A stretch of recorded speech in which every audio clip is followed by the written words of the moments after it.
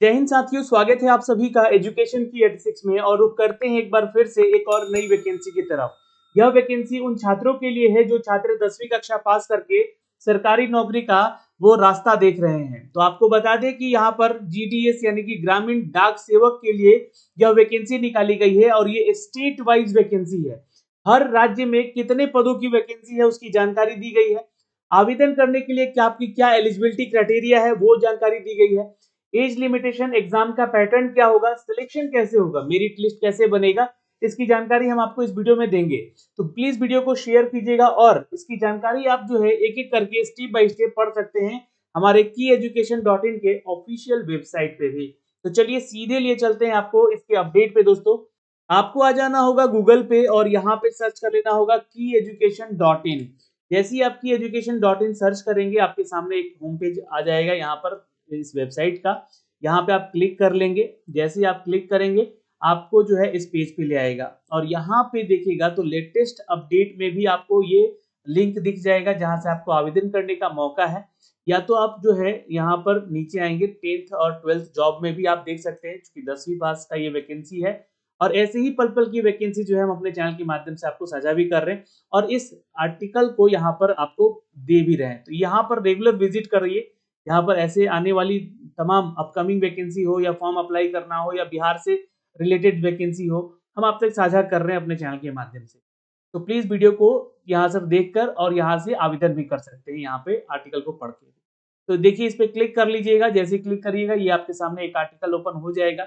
इस आर्टिकल को अच्छे से भली भांति पढ़िएगा। 10वीं कक्षा पास छात्र के लिए सुनहरा अवसर है और बिना कोई एग्जाम दिए आपको यहाँ पे जो है रिक्रूटमेंट हो। तो शैक्षणिक योग्यताओं की बात करें तो यहाँ पे 10वीं कक्षा पास के लिए है मैट्रिक के आधार पे और इंग्लिश का नॉलेज होना चाहिए, कंप्यूटर का नॉलेज होना चाहिए, साथ में साइकिल चलाने का कौशल तो आपके पास होना ही चाहिए। और आवेदन जो है चूंकि राज्य के आधार पे है, देखिए मैं आपको पहले ही बता रहा हूँ कि राज्य अपने अपने राज्य में ही अपने सर्कल में ही वैकेंसी का फॉर्म डालिएगा।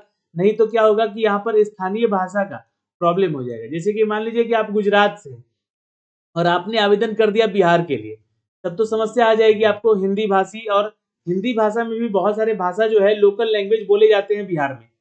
या फिर आप बिहार के ही हैं और आप बंगाल के लिए आवेदन कर दिए तो आपको बंगाली नहीं आएगी। या महाराष्ट्र के लिए आवेदन कर देंगे तो आपको मराठी नहीं आएगी। तो इसलिए अपने ही क्षेत्र में भरिएगा और अपने ही क्षेत्र के लिए स्थानीय भाषाओं को वहां पे चयन भी करना है। अब उम्र सीमा की बात करें तो 18 से लेकर 40 साल तक आवेदन कर सकते हैं छात्र। दो तरह का वैकेंसी है, एक बीपीएम है और एक ए बीपीएम है। इसकी जानकारी जो है आपको इसकी आधिकारिक वेबसाइट पे मिलेगा। फीस जो है आपको मात्र 100 रुपए भरना है। जो कैटेगरी में छात्र हैं यहाँ पे SC ST वाले और PWD वाले छात्र और महिला छात्र, कोई शुल्क यहाँ पे नहीं लगेगा आपका। ठीक है, डॉक्यूमेंट्स कौन कौन लगेगा, मेरिट लिस्ट कैसे तैयार होगा, इस सबकी जानकारी इसके ऑफिशियल नोटिफिकेशन से देखते हैं। क्या सैलरी मिलेगी उसकी जानकारी भी इसकी वेबसाइट पे यहाँ से आकर क्लिक कर लीजिएगा। जैसे आप इस पे आएंगे तो आपको यहाँ पर जो है एक आर्टिकल चलता हुआ नजर आएगा, जीडीएस ऑनलाइन एंगेजमेंट शेड्यूल 1 जनवरी 2025। ठीक है, ये 2025 जनवरी का वैकेंसी है जहां पर जो है टोटल नंबर ऑफ वैकेंसी जो है 21,413 पद की निकाली गई है। ठीक है, और 10 फरवरी से लेकर 3 मार्च तक आप इसको आवेदन कर सकते हैं। पहली चीज तो यह यहाँ पर नोटिफिकेशन मिलेगा नहीं, नोटिफिकेशन वाले सेक्शन पे आइएगा और डिस्क्रिप्टिव नोटिफिकेशन यहाँ से आपको देखने को मिल जाएगा। और यहाँ पे क्लिक कीजिएगा तो सर्कल वाइज पोस्ट आपको पता चलेगा किस स्टेट में कितनी पदों की वैकेंसी है। कुछ इंस्ट्रक्शन यहाँ पे दिए गए हैं, इन इंस्ट्रक्शन को फॉलो कीजिएगा तो आप आवेदन भी कर सकते हैं फॉर्म को।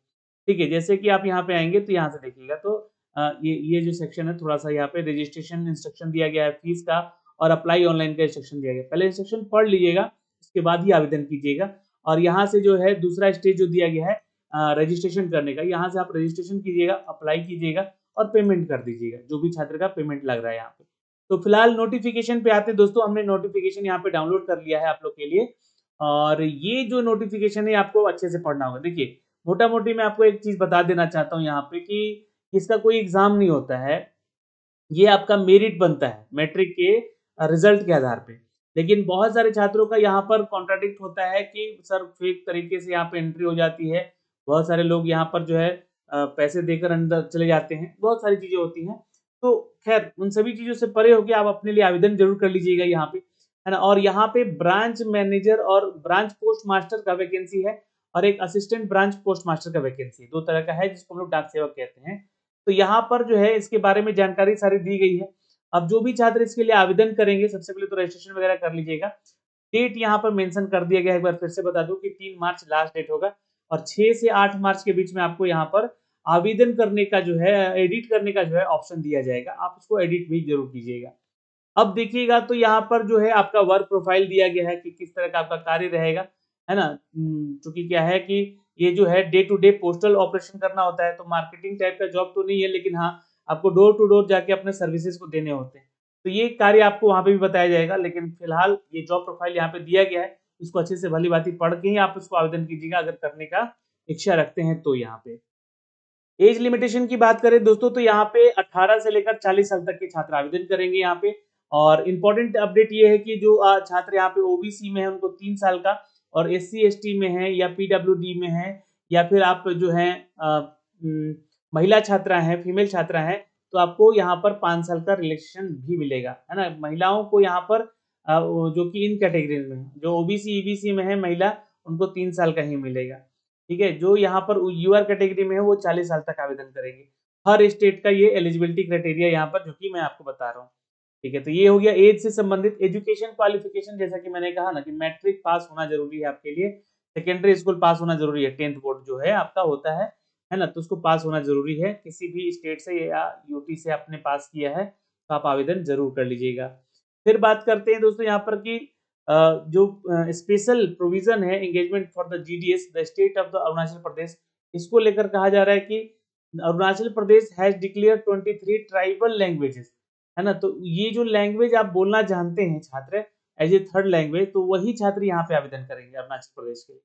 तो ये जानकारी है, क्योंकि मैंने आपको लैंग्वेज के आधार पे जो आपका बोला है ना बातें, उसको ध्यान में रखिएगा। जो हिंदी प्रदेश है वहां तो कोई भी छात्र कर देगा जो कि उनको हिंदी बोलने आता है, तो लेकिन बात जब लोकल लैंग्वेज की होगी तो वहां पे वो फंसेंगे। इसलिए आप अपने ही स्टेट में उस क्षेत्र से बिलोंग करते हैं तो आवेदन कीजिएगा, मेरा कहना यही है। Knowledge of computer, knowledge of cycling होना चाहिए, और एडवोकेट मीन्स लाइवलीहुड, मतलब कि आपको जो है कहीं भी अगर क्षेत्र में भेजा जाए तो काम करने में आप उसमें सक्षम हो सके, ऐसी आपकी यहाँ पर होनी चाहिए। ठीक है, तो ये है आपका यहाँ पर बाकी सारा फॉर्मेट में सर्टिफिकेट मांगा गया है फॉर्म भरते समय, है ना। और जो भी छात्र इससे रिलेटेड हैं वो आवेदन करेंगे। पैरा नंबर 7 पे कैसे फॉर्म को भरना है ये जानकारी दी गई है, मैं आपको फॉर्म भर के भी बता दूंगा अगर ज़्यादा से ज़्यादा कमेंट आता है तो। सिलेक्शन क्राइटेरिया क्या है यहाँ पर, तो सिलेक्शन क्राइटेरिया यहाँ पर 10th पास होना जरूरी है, साइकिलिंग चलाना आना चाहिए, कंप्यूटर का ज्ञान होना चाहिए, और ये ग्रेडिंग सिस्टम बताया गया है यहाँ पर। ग्रेड है, अगर A1 ग्रेड है, A2 ग्रेड है आपका मैट्रिक में, और ग्रेड पॉइंट कितना मिलता है उसके लिए, है ना। और मल्टीपल फैक्टर उसके कितने होते हैं, तो लगभग देखिए मल्टीपल फैक्टर तो सबका 9.5 ही होता है ना, बट यहाँ पे जो ग्रेड पॉइंट होते हैं उसका यहाँ पे जानकारी दी गई। लेकिन जिनमें उन्हीं छात्रों को कहूंगा जिनके सर्टिफिकेट पे जो है A1 A2 है ना, वही लोग आवेदन कीजिएगा, यहाँ पे आपको ही को बेनिफिट मिल सकता है। फिलहाल यहाँ पे नीचे आएंगे जरा हम, और ये सारा डिटेल देखिए दिया गया है आपके डॉक्यूमेंट्स को लेकर। तो मार्कशीट चाहिए यहाँ पर, और सर्टिफिकेट भी जरूर लगा दीजिएगा जो लोग यहाँ पर पास कर चुके हैं। आइडेंटिटी प्रूफ यानी कि आपका कोई आधार कार्ड या वोटर कार्ड होना चाहिए। कास्ट सर्टिफिकेट किस कास्ट से बिलोंग करते हैं, ये ब्लॉक लेवल का बना होना चाहिए या फिर डीएम लेवल का भी बना होगा तो चलेगा। पीडब्ल्यू कैटेगरी से आप आते हैं यानी कि पीएच कैटेगरी से आते हैं तो लगाइएगा।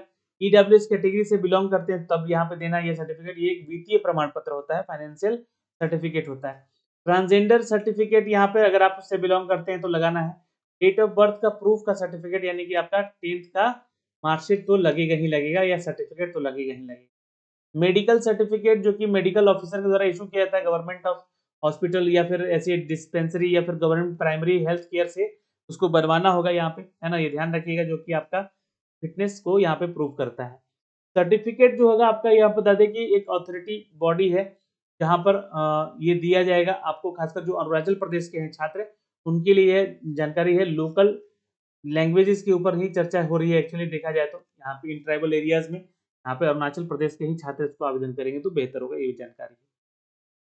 बाकी इसके बाद आपका शॉर्टलिस्ट किया जाएगा, है ना। शॉर्टलिस्ट करने के बाद आपको बुलाया जाएगा, आपको मेल किया जाएगा, आप अपना जीमेल आईडी और अपना मोबाइल नंबर जरूर यहाँ पे मेंशन कीजिएगा जब फॉर्म भरेंगे तो, और वैसा अपडेट कीजिएगा जो कि उस पर आपको कांटेक्ट किया जा सके।